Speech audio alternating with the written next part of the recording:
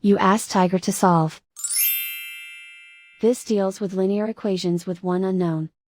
The final result is s equals negative 177/32. Let's solve it step by step. Simplify the expression. Convert the integer into a fraction. Combine the fractions. Combine the numerators. Find the greatest common factor of the numerator and denominator. Factor out and cancel the greatest common factor. Group all constants on the right side of the equation. Subtract 2 from both sides.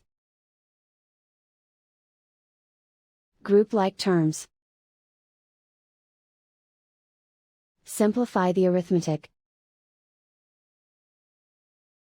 Convert the integer into a fraction.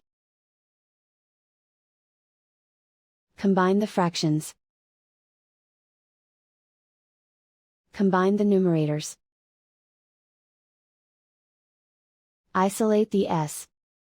Divide both sides by -2. Cancel out the negatives. Simplify the fraction. Simplify the arithmetic.